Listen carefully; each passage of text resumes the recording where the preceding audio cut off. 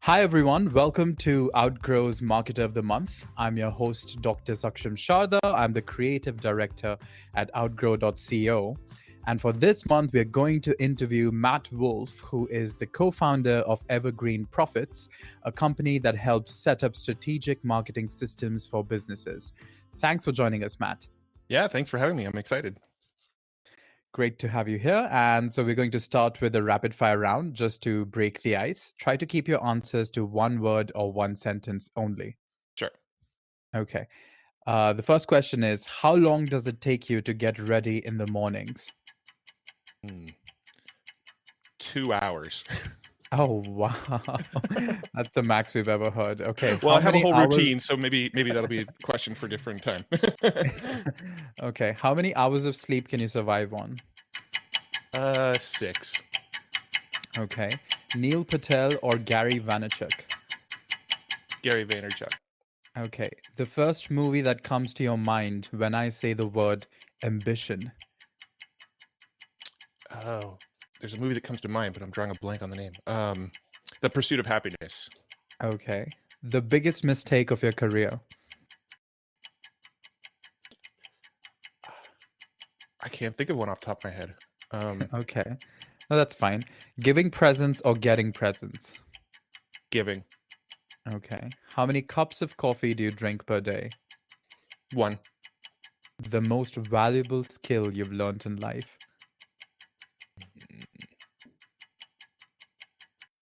Persuade. Persuasion. Okay. Fill in the blank. An upcoming marketing trend is blank.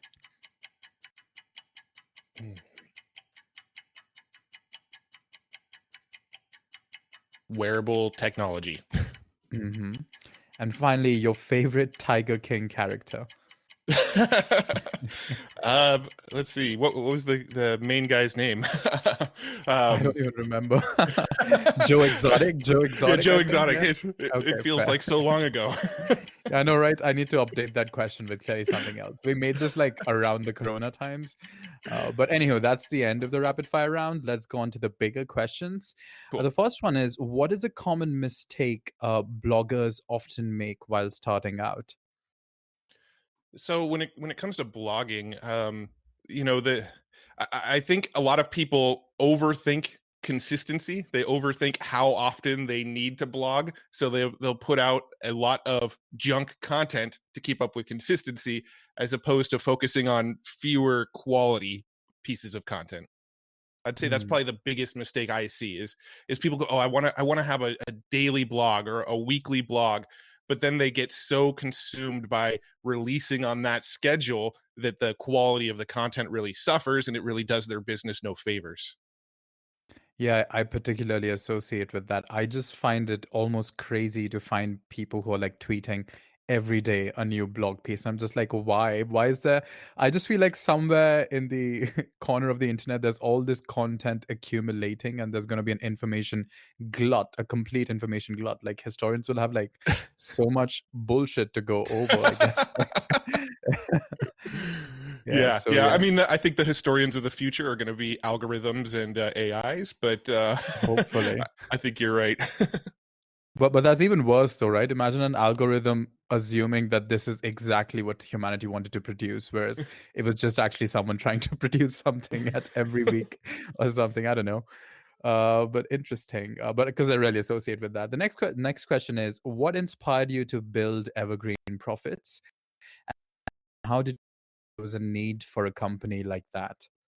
So Evergreen Profits itself has been this sort of long evolution that's, to use a pretty commonly used term, it's pivoted a lot. So when we first started our business back in about 2007, we were purely just focused on blogging. The whole point of the business was to put out good content. We were in a couple spaces. We had a blog in the personal finance space, and we had a blog in the health and fitness space. I ran more of the finance blog. My partner, Joe Fear, he ran more of the fitness blog. And so in the early days, we were just trying to put out good content. We This was sort of around the time we read the 4 Hour Work Week from Tim Ferriss. We got kind of inspired by his blog. We were reading Ramit Sethi's blog quite a bit, the I Will Teach You to Be Rich blog. And we just both really wanted to put out content. And in the very beginning, it wasn't really something we were thinking about as a business. We kind of just, it was more of a learning tool for us. If I was blogging about personal finance, then inevitably I would learn a lot more about personal finance and get better with my own personal finances. And the same goes on the health Mhm. side. The more we blogged about it, the more we researched, and the more we sort of dug down those rabbit holes and sort of taught what we were learning, the better we would get at it ourselves. And that was initially how the business started. But over the years, what kind of happened was, those blogs did eventually monetize, and we did start making money off of them. And one of them we actually sold, and one of them actually to this day still, it is live and is still running. The content is less frequent, but it's still going. And we made money off of these blogs. And so what started happening is friends and peers and family members started asking us more and more about blogging. And we decided, okay, well, let's pivot into education about how we're doing this blogging and this content marketing and all of this stuff we're doing. So we started creating training and another blog about blogging and marketing. And so it sort of evolved into, now we're teaching the blogging and the marketing and how to monetize these websites. And then inevitably it turned into, well, I'll pay you a good amount of money if you just do it for me. So we kind of turned into an agency for a little while, where we were just doing the blogging and the content marketing for people. And there was just this sort of evolution where we we did what we wanted to be doing, and then people came to us and asked us to go to another level with it, and we tacked that onto our business, and it sort of expanded. And then over time we started chopping off the stuff we didn't like doing. We no longer do any agency work or building anything for anybody. Now our focus is, it's almost come full circle again, where all we really focus on now is just putting out good content and being consistent, but being consistent at a very high level of quality. So there's just kind of been that whole evolution, where we started with content marketing, then we started teaching it and doing a whole bunch of it for people, and now we've come all the way back around to where all we really do is focus on content again. Interesting. And you also do a podcast. What is the best part about being a podcaster, according to you? Oh, just getting to know a ton of people. I mean, my partner and I, we sort of pride ourselves on our network and the amount of people we know, and the sort of uh, amounts of knowledge we have on tap from the network that we've created through this podcast. When we first started our podcast, I mean, we started podcasting back in 2010, had a little bit of a hiatus, and then started again in 2017. And we've been going consistently 2 episodes a week since January of 2017. So we're pushing 4 years now. So the the network, back when we first started podcasting, we knew, 5 or 6 other entrepreneurs. Joe and I were entrepreneurs ourselves, but we didn't really know a lot of people in the entrepreneurial space. And we had a few friends. We brought those friends on the podcast.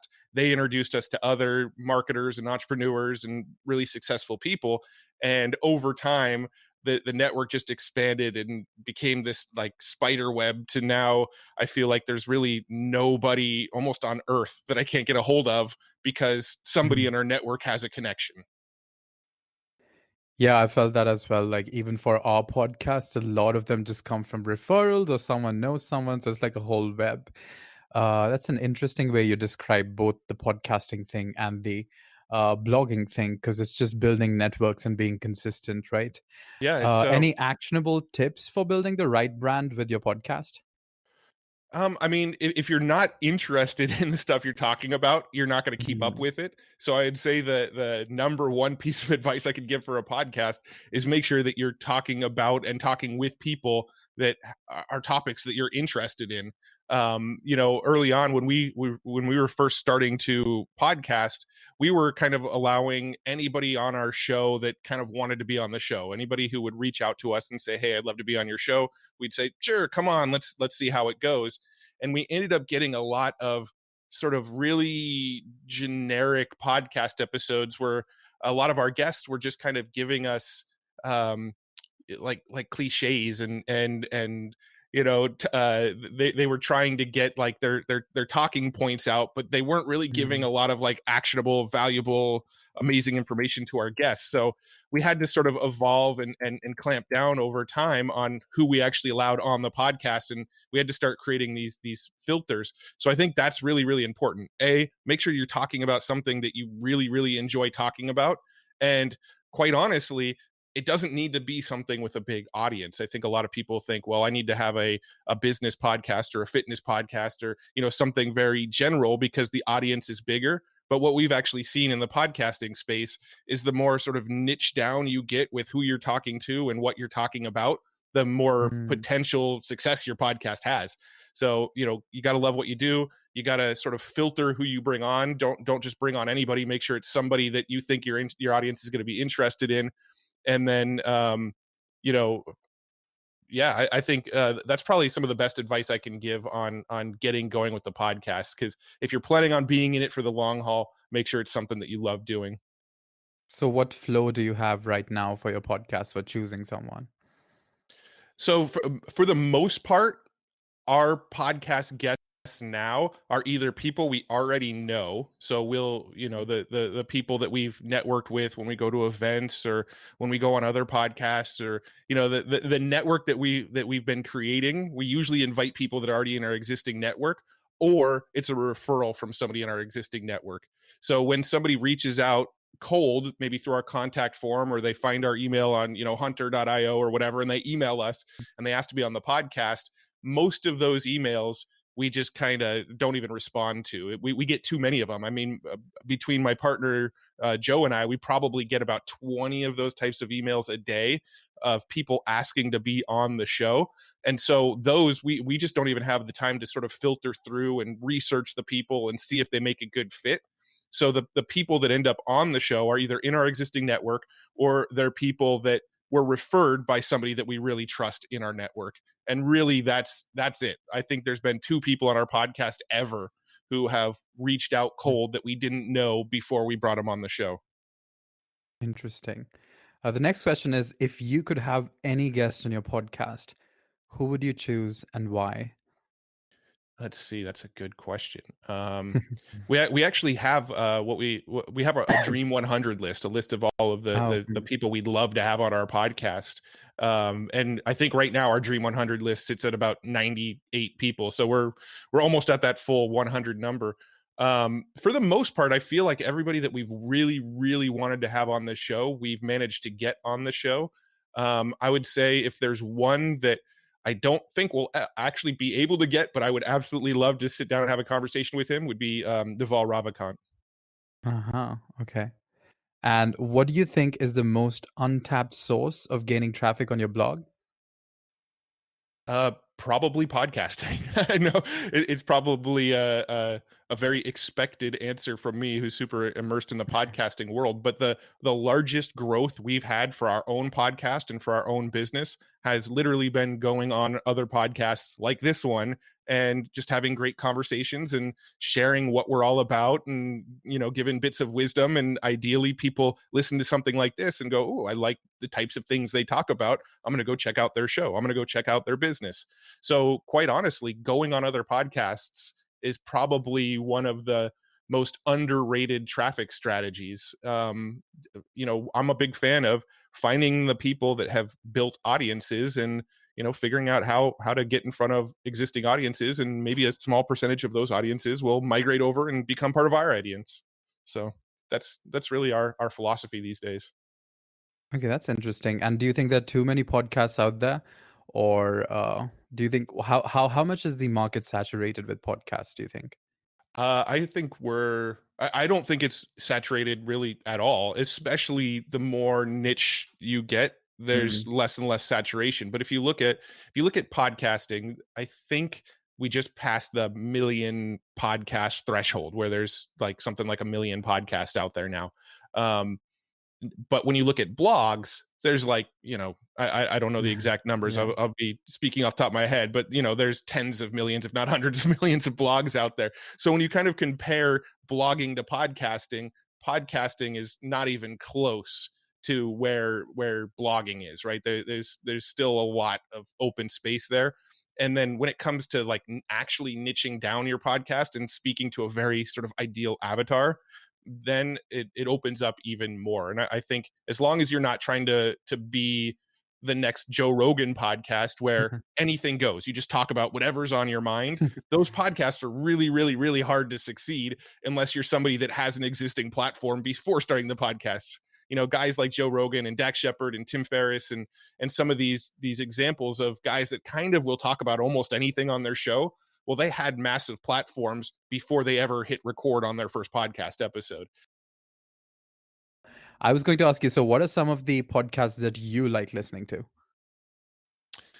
So I actually don't listen to many business related podcasts. I do enjoy the Joe Rogan show from time to time. If he's got an interesting guest on, I like to listen to that.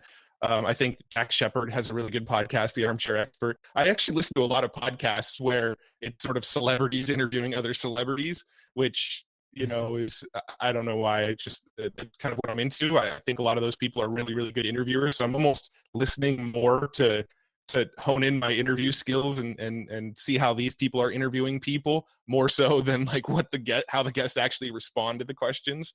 When it comes to sort of the business marketing podcasts, there's a few that I really like. There's one called Business Lunch with Roland Frazier. I'm good buddies with Roland, and I really really enjoy his podcast. There's one, Mike Dillard's podcast is a really good one. I think it's just called the Mike Dillard Show. I'll tune into Tim Ferriss's show from time to time. If he has a guest that really interests me, I'll probably listen to 1 in 10 of his episodes. Mm. Um, yeah, that's. I mean, I listen to about. I'll make it through about one podcast episode every 3 days, because I'll Oh. be listening to podcasts while I'm out walking my dog or I'm doing a workout or something. I'll listen to podcasts during these sort of small windows that I get during the day. So, an hour and a half, 2 hour, all the way up to like 3 hour podcasts like Joe Rogan's show. Some of these shows will take me, 3 days to a week just to finish one episode. So I don't listen to a ton of podcasts. I listen to a few episodes of a few shows. Hmm. So there's not anyone that you religiously follow? Not that I can think of. No, not really. Oh, the Conan O'Brien podcast he's probably the one that I listen to almost every episode he puts out because I think they're Mm. hilarious. But I don't know if there's a lot of benefit from a business marketing perspective of listening to his show. Okay. And how do you think podcasting compares to vlogging? I mean, I think they're slowly merging together. I think Mm. a lot of people call their vlog and their YouTube channel their podcast, and a lot of podcasters now are recording video. With our show for the first 3 years of recording, first 2.5 years, we never recorded video for any of our podcasts. We just did pure audio, and then we brought in a guy to help run some ads for us, and we brought in somebody to manage a YouTube channel for us. And because we brought in those two guys, they started asking us to shoot video and record podcasts. So now all of our podcasts actually get repurposed into YouTube videos. So I really kind of feel like they intersect, and they're slowly merging together. I think in the truest sense, a podcast is really audio only. But I think a lot Mm. of people are starting to use the terms more interchangeably. And I think we're just going to kind of see them merge. Podcasters are shooting more video, and vloggers are, you can repurpose your audio from your video blog as a podcast. And I don't know, over time, I think they're just becoming more and more one and the same. Yeah, we've sometimes used just snippets from the videos from a video podcast to just like run on Facebook to get people interested in the podcast. But yeah, that's the only time we'd use it. What do you think is the ideal length for a podcast, I if don't there is really, one, if there yeah, can be one? I don't really think there's an ideal answer to that. I think, as deep as the conversation needs to be to provide value to your audience, which is probably not the answer that anybody listening would want to hear. But if you bring on somebody that's breaking down a very specific business tactic, and they can break down that entire tactic in a 15-minute episode, I don't think it's entirely necessary to make a 2-hour episode where only 15 minutes of it is the value that that person was, bringing to the audience, right? Mm. You see that a lot with books, where you have like a 250-page book, but the sort of thesis of the book could be summed up in a paragraph, but they write a whole book around this one paragraph. I think the same can go for podcasting. There's some people that we've had on our show that are just so fascinating and have so many good ideas and so many good thoughts, and every question we ask they just have amazing answers for, that we end up having 2-hour episodes with those people. And then we have some people that come on the show that are just very matter of fact. Here's what I do, here's how we break it down, here's the process that you can follow, and the whole episode's done in 20 minutes. Who's to say which one is more valuable to people? One is an amazing conversation with a ton of gold nuggets in it. One is a very succinct tactic that somebody could go and listen to and apply quickly. So I really think it's almost too subjective of a question to have a Mm. very specific answer to. I was just like, one is a lot of gold nuggets in it, and the second one is like a gold brick that's just thrown at your face at the beginning in like the first 15 minutes. I'm like, pithy, basically. Exactly. What are the best platforms then? What are the best platforms you've felt for your podcast? Like, what do you think are the good platforms to launch a podcast on?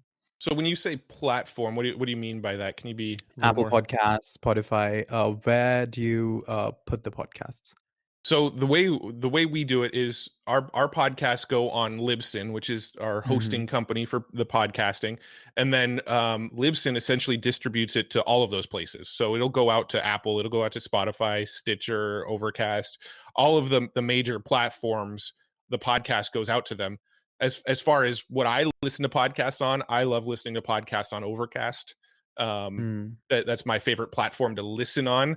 As far as promoting the podcast and sort of steering people where they should listen, we usually tell people, if you're on an Apple device, go listen on Apple. If you're on a Google device, go listen on Spotify. So we're usually kind of dividing the people between Apple and Spotify for the most part. Okay, fair. And final question, if you had to choose between blogging and podcasting, which one would you choose? Hands down, podcasting. It comes so much more naturally and easy to me, right? It's a lot easier for me to jump on a Mm, phone call and have a 30-minute to 60-minute conversation, and that is the content created, right? Like, we jump on the calls. We have a couple team members that get those recordings and do all the editing and uploading and all that kind of stuff. But as far as the work that we put into the podcast ourselves, me and my co-host Joe, we jump on the calls, we record the calls, we put the files in Dropbox, and then everything mm, else is just kind of handled. When it comes to blogging, I mean, one blog post might take me 2 weeks to write, because I'm spending a whole bunch of time doing an initial outline, and then I'll go through and do a whole bunch of research on the topic so I can cite other, quote other sites and things like that. And it's so much. I feel like a well written blog post is more fulfilling than a great podcast episode. But a great podcast episode is so much quicker and easier to yeah, produce and to consistently maintain. fair, yeah, that makes sense. Okay, I think that was the last question us for this month's episode of Outgrow's Marketer of the Month. That was Matt Wolfe, who is the co-founder of Evergreen Profits. Thanks for joining us, Matt. Yeah, thanks so much for having me. I had a lot of fun. Do check out their website and podcast for more details, and we'll see you once again next month with another Market of the Month.